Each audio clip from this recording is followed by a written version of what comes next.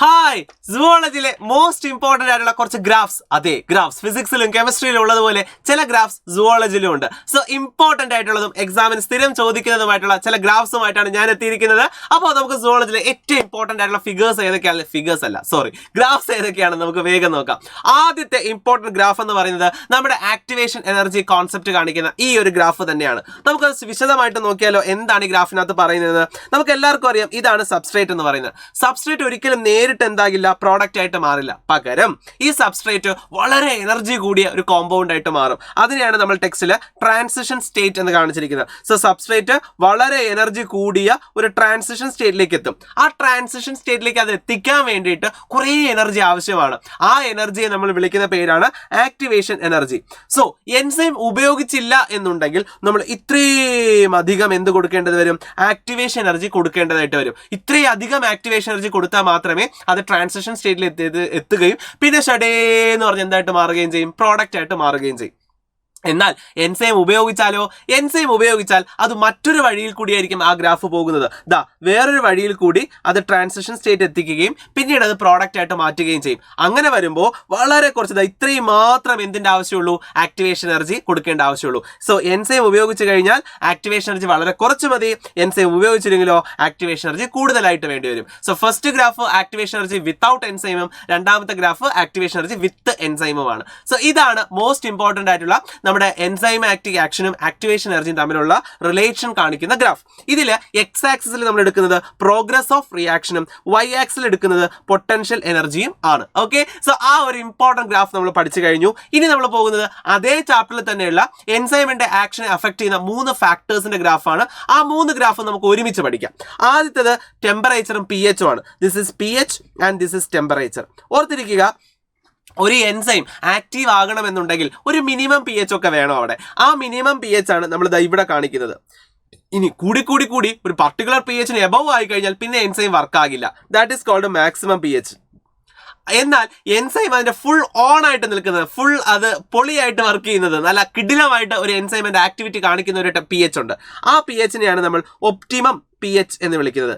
ഇതുപോലെ തന്നെയാണ് temperature. There is A minimum temperature, there is A maximum temperature and there is N optimum temperature. ഈ optimum കണ്ടീഷനിലാണ് എപ്പോഴും enzyme അതിന്റെ full potential, full activity അത് കാണിക്കുന്നത്, full on ആയിട്ട് നിൽക്കുന്നത് ആ ഒരു ഒപ്റ്റിമം കണ്ടീഷനിലായിരിക്കും. ഓക്കെ, സോ മിനിമത്തിൽ എന്തുകൊണ്ട് വർക്ക് ആകുന്നില്ല എന്ന് ചോദിച്ചു കഴിഞ്ഞാൽ, മിനിമത്തിന് താഴോട്ട് പോയി കഴിഞ്ഞാൽ ആവശ്യമുള്ള എനർജി അവിടെ കിട്ടുന്നില്ല എന്നുള്ളതാണ്. എന്തുകൊണ്ട് മാക്സിമത്തിന് എബവ് അത് വർക്ക് ആകുന്നില്ല എന്ന് ചോദിച്ചു കഴിഞ്ഞാൽ, എൻസൈം ഡീഗ്രേഡ് ചെയ്ത് പോകും, നശിച്ചു പോകും, ഡീനാച്ചുറേറ്റ് ചെയ്ത് പോകും എന്നുള്ളത് കൊണ്ടാണ് അത് പിന്നെ വർക്ക് ആകാതിരിക്കുന്നത്. ഓക്കെ, ഇനി മോസ്റ്റ് ഇമ്പോർട്ടന്റ് മറ്റൊരു ഗ്രാഫാണ് നമ്മുടെ സബ്സ്ട്രേറ്റ് കോൺസെൻട്രേഷനെ കാണിക്കുന്ന ഗ്രാഫ്. സബ്സ്ട്രേറ്റ് കോൺസെൻട്രേഷൻ നമ്മൾ നോക്കിക്കഴിഞ്ഞാൽ ഇവിടെയാണ് നമ്മൾ സബ്സ്ട്രേറ്റ് കോൺസെൻട്രേഷൻ എക്സ് ആക്സിൽ എടുക്കുന്നു. സബ്സ്ട്രേറ്റ് കോൺസെൻട്രേഷൻ കൂടുന്നതനുസരിച്ച് നമ്മുടെ വെലോസിറ്റി ഓഫ് റിയാക്ഷനും കൂടി വന്നിട്ട് പിന്നീട് ഒരു മാക്സിമത്തിൽ വന്ന് സ്റ്റോപ്പ് ആകും. പിന്നെ ഈ റിയാക്ഷന്റെ സ്പീഡ് അഥവാ വെലോസിറ്റി പിന്നീട് ഇൻക്രീസ് ആകത്തില്ല. So velocity will become a maximum value which is called V max. ഇതിനെയാണ് നമ്മൾ വി മാക്സ് എന്ന് ഡിനോട്ട് ചെയ്യുന്നത്. ഈ വെലോസിറ്റി മാക്സിമത്തിന്റെ പകുതി V max/2 കോൺസെൻട്രേഷനെയാണ് നമ്മൾ Km അഥവാ മിഷേൽസ് കോൺസ്റ്റന്റ് എന്ന് ഡിനോട്ട് ചെയ്യുന്നത്. സോ ഈ ഗ്രാഫ് വളരെ ഇമ്പോർട്ടന്റ് ആയിട്ടുള്ള ഗ്രാഫാണ്. ഇനി ഏറ്റവും ഇമ്പോർട്ടന്റ് ഗ്രാഫ് എന്ന് ചോദിച്ചാൽ ഓഫ് കോഴ്സ് നമ്മുടെ ECG ഗ്രാഫ് തന്നെയാണ്. ഇലക്ട്രോ കാർഡിയോഗ്രാം എന്ന് പറയുന്ന ഏറ്റവും ഇമ്പോർട്ടന്റ് ആയിട്ടുള്ള ഇലക്ട്രോ കാർഡിയോഗ്രാഫ് എന്നും ഷോർട്ട് ഫോം ഉള്ള ECG. ഹാർട്ട് കൃത്യമായിട്ടാണോ ഫംഗ്ഷൻ ചെയ്യുന്നത് എന്നറിയാൻ വേണ്ടി നമ്മൾ ഉപയോഗിക്കുന്ന ഗ്രാഫാണ് ECG എന്ന് പറയുന്നത്. ഇതിൽ 3 വേവുകളാണുള്ളത്: P wave, QRS complex and T wave. P wave depolarization of ഏട്രിയയും, QRS കോംപ്ലക്സ് ഡീപോളറൈസേഷൻ ഓഫ് വെൻട്രിക്കിൾസും ആൻഡ് T വേവ് റീപോളറൈസേഷനുമാണ് എന്ത് ചെയ്യുന്നത്? ഡിനോട്ട് ചെയ്യുന്നത്. അപ്പൊ കൃത്യമായിട്ട് ഓർത്തിരിക്കണം, ഓരോ വേവും എന്തിനൊക്കെയാണ് ഡിനോട്ട് ചെയ്യുന്നതും ഈ ഗ്രാഫിന്റെ പ്രത്യേകതയും യൂസും ഒക്കെ ഓർത്തിരിക്കുക. Okay, so next important and last important graph എന്ന് പറയുന്നത് നമ്മുടെ ഓക്സിജൻ ഡിസോസിയേഷൻ കർവ് ആണ്. ഓക്സിജൻ ഡിസോസിയേഷൻ കർവ് ഇല്ലാത്ത ഒരു ക്വസ്റ്റ്യൻ പേപ്പർ എന്ന് വെച്ച് കഴിഞ്ഞാൽ ഉപ്പില്ലാത്ത കഞ്ഞി പോലെയാണ്. അത്ര ഇമ്പോർട്ടന്റ് ആണ് ഓക്സിജൻ ഡിസോസിയേഷൻ കർവ് എന്ന് പറയുന്നത്. അപ്പോൾ ഓക്സിജൻ ഡിസോസിയേഷൻ കർവിന്റെ ഷേപ്പ് എന്താണെന്ന് എക്സാമിന് ചോദിക്കും. ഇതിന്റെ ഷേപ്പ് എന്ന് പറയുന്നത് സിഗ്മോയിഡ് ഷേപ്പ് എന്നോ അല്ലെങ്കിൽ നിങ്ങൾക്ക് എസ് ഷേപ്പ് എന്നോ ഓർമ്മ വന്നില്ലെങ്കിൽ എഴുതാം. സിഗ്മോയിഡ് ഷേപ്പ് എന്ന് എഴുതുന്നതാണ് ഏറ്റവും നല്ലത് കേട്ടോ.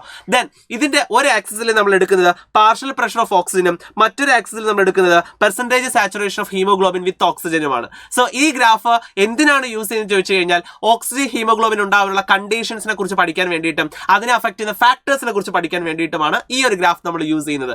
ഓക്കെ മക്കളെ, സോ ഏറ്റവും ഇമ്പോർട്ടന്റ് ആയിട്ടുള്ള സുവോളജിയിലെ ഗ്രാഫുകൾ ഇവിടെ അവസാനിച്ചിരിക്കുകയാണ്. സോ ഇത്രയും പഠിച്ചിട്ട് തന്നെ നാളെ പോകണം. നാളെ നമുക്ക് ഫുൾ മാർക്കും സ്കോർ ചെയ്യണം. ഓക്കെ, അപ്പൊ സൂപ്പർ ആയിട്ട് പഠിക്കൂ, നിങ്ങൾ അടിപൊളിയായിട്ട് പഠിക്കുക, നിങ്ങളോടൊപ്പം ഞാനും ഉണ്ട്. അപ്പൊ സെറ്റ് ആകാൻ നമുക്ക് ഫുൾ മാർക്കും സ്കോർ ചെയ്യാം.